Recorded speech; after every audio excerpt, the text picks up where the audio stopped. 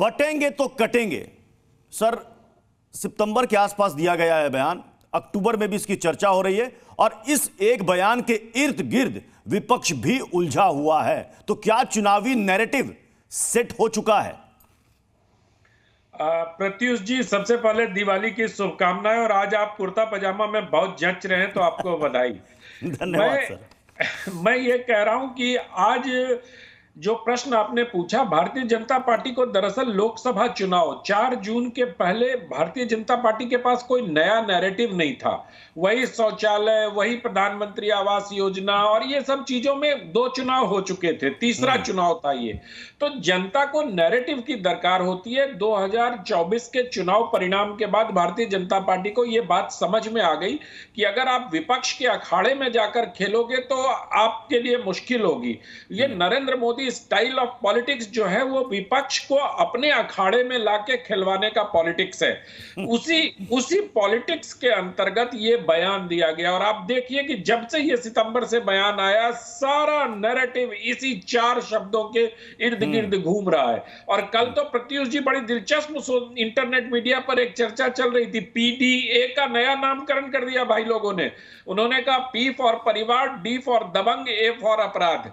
तो पीडीए भी हो गया। जैसे ही योगी जी ने वो काका चाचा और वो बयान दिया रावण वाला, उसके बाद ये पीडीए का नया वो इनोवेटिव तरीके से इंटरनेट मीडिया पे परिवार, दबंग और अपराधी ये चलना शुरू हो गया। तो बहुत कंसर्टेड एफर्ट दोनों तरफ से हो रहा है। एक तरफ वो तो क्या अनंत विजय सर, ये जो चाचाओं और काकाओं की जमात, इसका जो जिक्र किया है, ये यूपी उपचुनाव सेंट्रिक बयान है ये, कि नाम भी मत लो काम भी हो जाए? बिल्कुल बिल्कुल। देखिए, योगी जी का जो बयान होता है अगर राष्ट्रीय परिप्रेक्ष्य में दिया जाता है तो वो दूसरी जगह पे होता है। यहाँ चाचा और काका का स्पष्ट है। जैसा नवीन दुबे जी कह रहे थे, मैं उनकी बात से पूरी तरह से सहमत हूँ। चाचा और काका मतलब अखिलेश यादव, रामगोपाल जी, शिवपाल जी, ये सब। क्योंकि शिवपाल जी ने भी बटेंगे तो कटेंगे पर रिएक्ट किया, उन्होंने कहा कि और जीतेंगे तो पीटेंगे। तो मुझे लगता है कि ये जो चल रहा है, लेकिन योगी जी की एक बात उसको भूल गए विपक्ष के लोग। उन्होंने ये भी कहा कि एक रहोगे तो नेक रहोगे। इससे कोई मतलब नहीं होता, क्योंकि निगेटिविटी जो होती है ना वो सबको पसंद आती है, चाहे वो विपक्ष हो, चाहे सत्ता पक्ष हो, चाहे हम वोटर हो, सब लोग उसकी ओर आकर्षित होते हैं। तो मुझे लगता है कि बटेंगे तो कटेंगे का जो नैरेटिव शुरू हुआ योगी आदित्यनाथ के बाद, उसके बाद प्रधानमंत्री ने कहा कि बटेंगे तो महफिल सजाएंगे, फिर मोहन भागवत जी ने अपने दशहरा के बयान में भी बटने और कटने की बात प्रत्यक्ष रूप से की, फिर दत्तात्रेय होसबोले ने भी उसको ये कर दिया। तो मुझे लगता है कि एक बड़ा ही योजनाबद्ध तरीके से ये narrative Bharatiya Janata party. SN Singh ji, लेकिन अखिलेश यादव का बयान आपने सुना।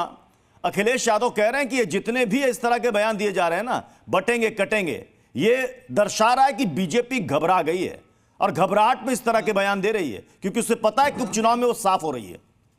नहीं, ये तो जानते हैं, जो वैद्य होता है ना, जो योगी होता है, जो डॉक्टर होता है, वो इलाज समुचित करता है। वो जानता है कि किस चीज का इलाज कहाँ कैसे करना है। इस नाते योगी जी इस तरह के इलाज शुरू किए हैं। और मैं तो कह रहा हूँ, आज से थोड़े ना कहा जाता है। हमारे आपके तो पिताजी भी कहते थे, एकता में बल होता है, संगे शक्ति, बंद मुट्ठी लाख की, खुल गई तो खाक की। जानते हैं प्रत्युष जी, एक छोटा सा ही आरोप लग रहा है। मुकेश जी ने अपने गाने में गाया था कि हम पर इल्जाम है कि झूठ को क्यों झूठ कहा, क्यों सही बात कही, काहे न कुछ और कहा। हमने तो सिर्फ सही बात कह दी, इसमें ही दिक्कत होगी। अभी हमारे मित्र जिनका लिखा हुआ है नवीन दुबे जी, सपा के प्रवक्ता बता रहे हैं, जो सपा के प्रवक्ता, इनसे बताइए ना, इनके यहाँ तो विकास में भी बंटवारा हो गया था, इनके यहाँ तो जाति में भी बंटवारा हो गया था, इनके यहाँ तो बिजली का भी बंटवारा हो गया था, इनके यहाँ तो धर्म का भी बंटवारा होता। और जानते हैं आदरणीय प्रत्युष जी, चाचा से बेहतर कौन जानेगा कि बटे के नाते चाचा जब बटे तभी समाजवादी पार्टी से कटे और अपनी पार्टी बना दी।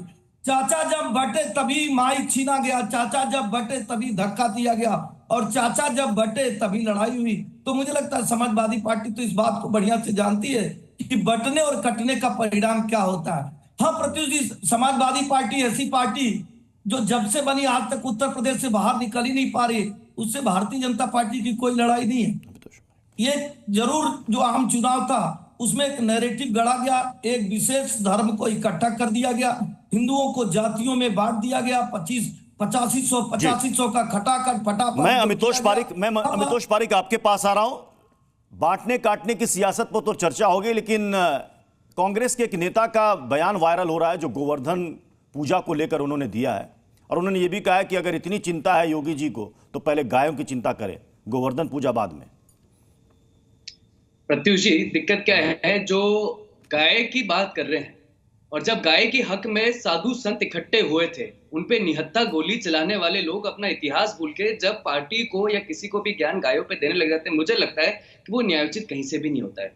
देश के अंदर में जब गाय के रिलेटेड लॉस बनाए हुए, बोवाइन एक्ट बनाया हुआ है, मुझे लगता है कानून ऑलरेडी गायों को लेके है और काउ स्लॉटर को लेके ऑलरेडी बना हुआ है। लेकिन दिक्कत क्या है? दिक्कत ये आती है प्रत्युष जी, जब इस देश के अंदर में किसी भी एक भाषा को या किसी भी एक स्टेटमेंट को पॉलिटिक्स से जोड़ दिया जाता है, किसी भी एक्ट को पॉलिटिक्स से जोड़ दिया जाता है, या उसको एक नैरेटिव का वर्ड दे दिया जाता है। बटेंगे तो कटेंगे की बात करने वाले लोग ये भूल जाते हैं, एएमआईएम के अभी मेरे मित्र बोल रहे थे कि हम तो सभी के साथ हैं, सभी के साथ है, तो इनका इतिहास शायद ये भी भूल गए।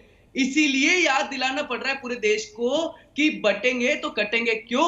क्योंकि जिस पार्टी का इतिहास शौकत अली बहादुर यार जंग मजलिस तबलीग इस्लाम से बना हुआ हो, जो कन्वर्जन को सपोर्ट करते हो, जो निजाम की पार्टी बन के भारत में विभाजन रखना चाहते हो, जो भारत से नहीं जुड़ना चाहते हो, जो डिनाई करते prosecution of Hindus, Asaduddin Owaisi कि पूरे देश इस्लामिक कंट्री में कोई प्रोसिक्यूशन ऑफ हिंदूज नहीं हो रहे हैं, जो किस तरह के स्कॉट फ्री हो जाते हैं अपने हिंदू के विरुद्ध बातें बोलने वाले, अगर वो इस देश के अंदर में रहकर बटेंगे और कटेंगे को अगर विरोध कर रहे हैं तो मुझे लगता है वो उनका इतिहास है, इसलिए विरोध कर रहे हैं। हाजी रंगरेज जी, हाजी रंगरेज,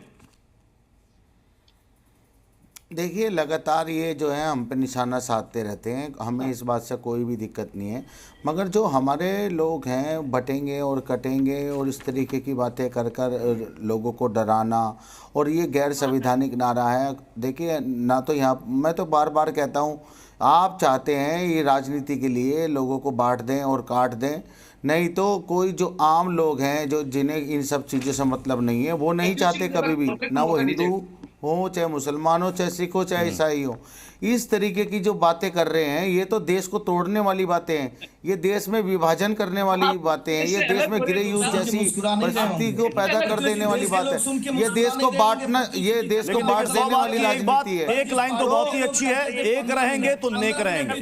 बहुत बहुत शुक्रिया आप सभी का हमारे साथ टू द पॉइंट पे जुड़ने के लिए, और आप सभी को एक बार फिर से दीपावली की ढेर सारी शुभकामनाएं।